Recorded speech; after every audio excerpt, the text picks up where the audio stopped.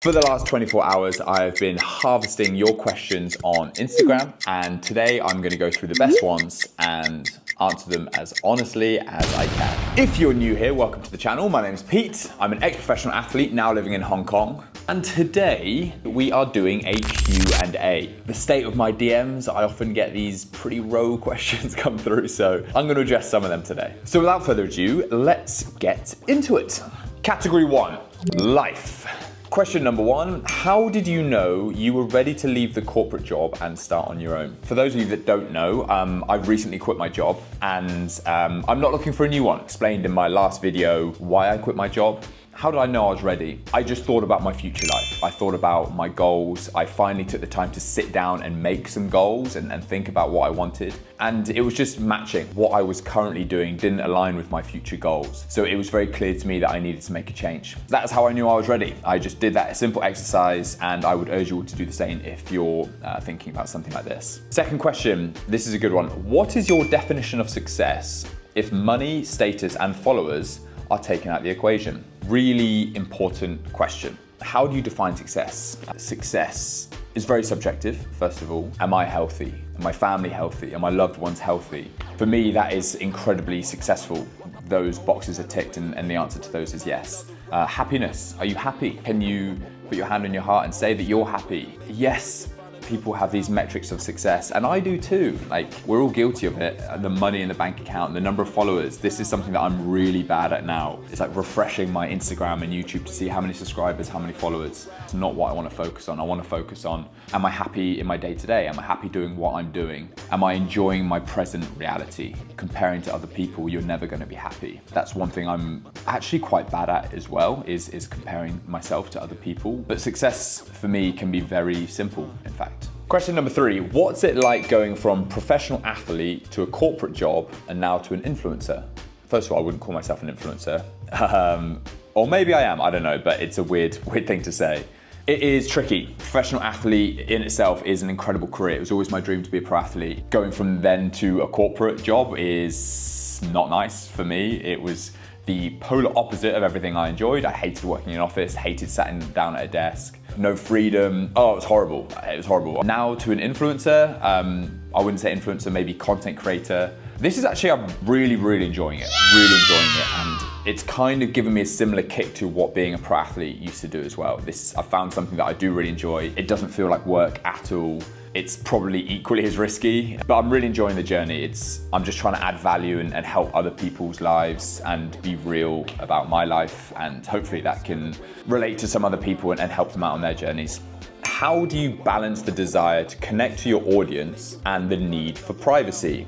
I think it's quite simple, to be very real with you. I'm more than happy being incredibly transparent about my life. As long as it doesn't affect my loved ones, I'm not going to show everything about our lives because I don't think that's necessary and that's not something I want to do. But important topics, I am very transparent because I think it's important. I never wanted to be one of these guys that when he started creating content was just showing the good parts, because that's not real life. Yeah, there's loads of different stuff, and I think it's important to be real about these things because you never know who's listening, you never know who's watching, you never know who you're affecting. And I never want to give a false impression of what's actually going on. Okay, next category, work.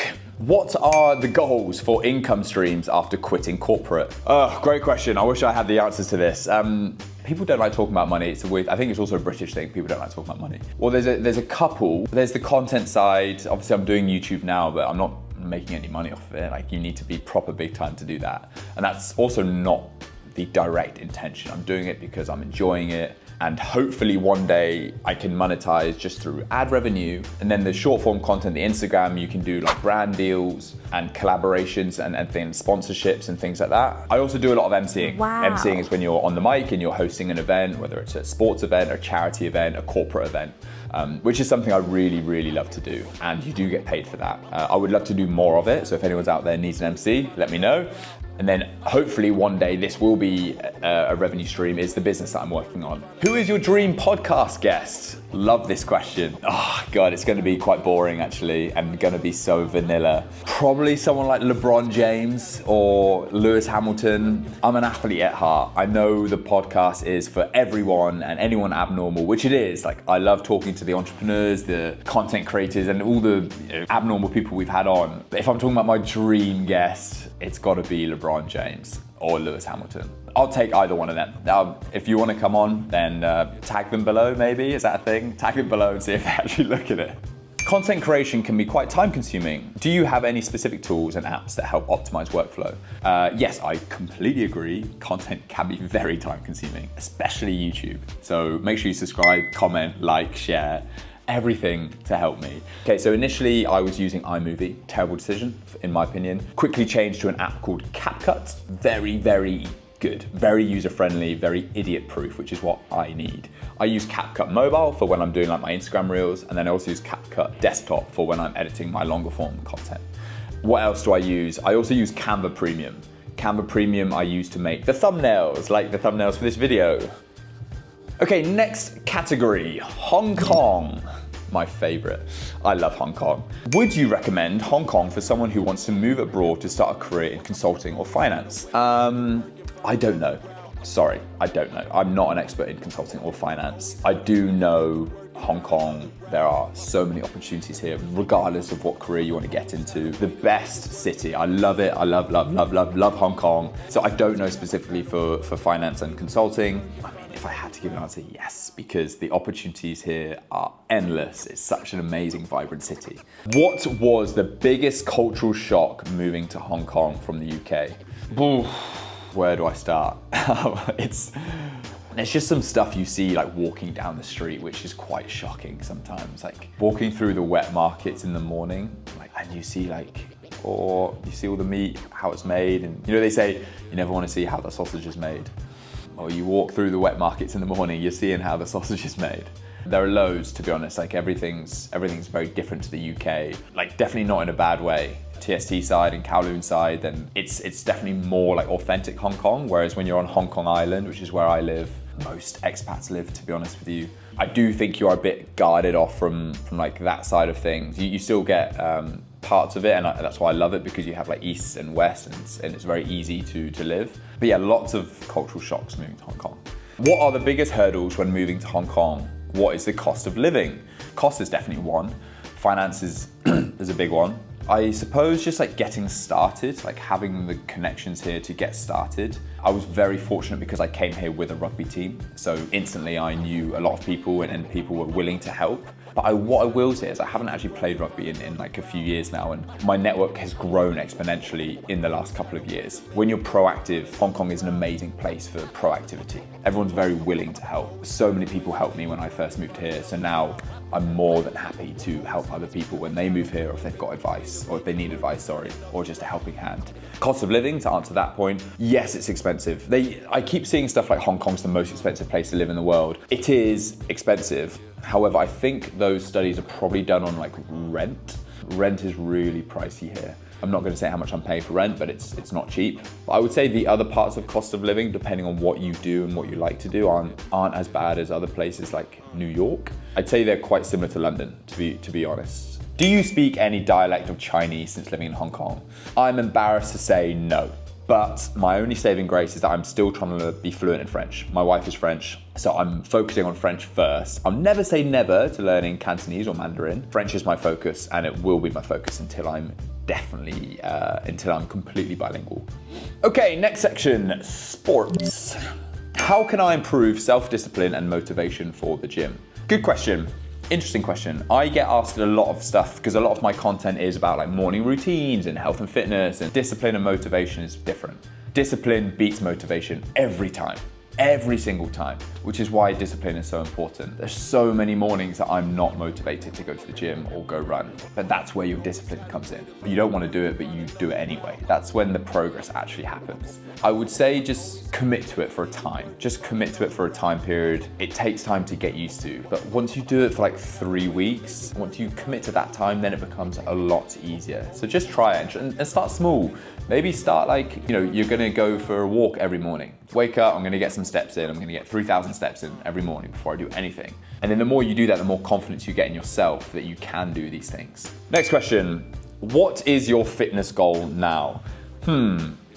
It's coming up to the new year. I would like to do a lot more running. Now that I have more time and flexibility on my hands, I've got some cool partnerships coming up, I'm hoping, with some running things. Having said that, I don't want to lose the muscle mass. So I know they're quite contradicting, but I think it can be done. I would love to do, some races abroad. If I can get big enough and my content's good enough that I can get sponsors to fly me out to races, that'd be epic. So that's what I want to do. Okay, final section now is the random section. This is probably the one you've all been waiting for. So we'll start with more of the PG ones. Who are your idols or role models? Well, this has changed as I've grown up. When I was a kid, I was obsessed with Johnny Wilkinson and Dan Carter. They were my heroes. I really idolized them. As I've grown up a bit, and I really love Kobe Bryant. I just love how unapologetically himself he is all the time. Other than that, role models, closer to home, my parents, to be honest, it's a very boring answer to give, but they're both great for different reasons. My mum is the nicest person you would ever meet, ever. Sometimes think that I'm a terrible person when I compare myself to my mum because she's just full of love. She's just full of love. And she reminds me a bit of Luna Lovegood from Harry Potter, but in a very cute way. And my dad, we've always got along with sports and things. And then more recently, it's been really fun connecting with him about the business side of things. Like, he's always been a bit of an entrepreneur himself. And so it's really been nice to have those sort of connections and talk about things other than sports, and having him and my brother who have really helped me out with what I'm trying to launch now, whether it's the technical side, the business side. How did you and your wife meet?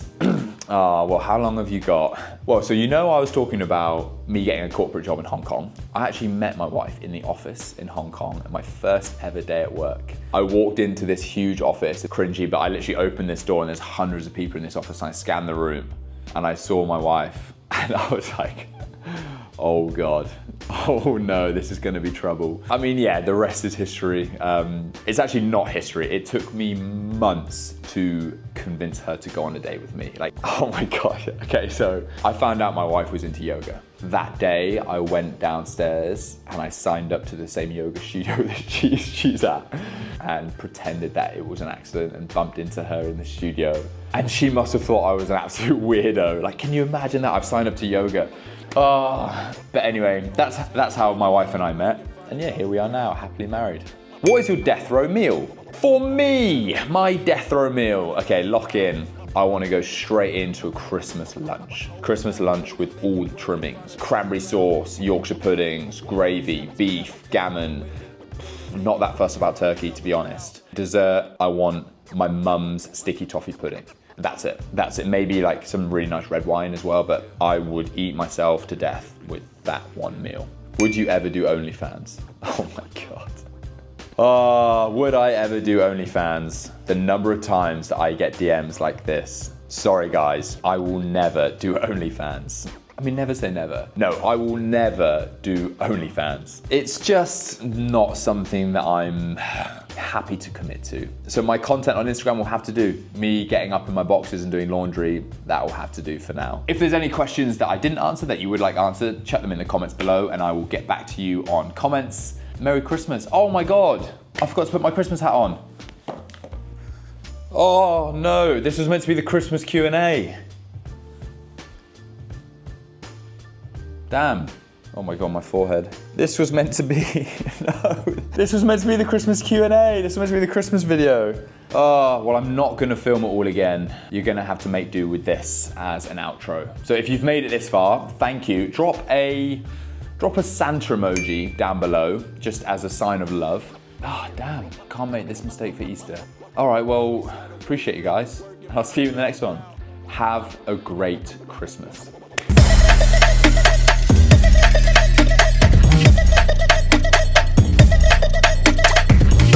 do do do.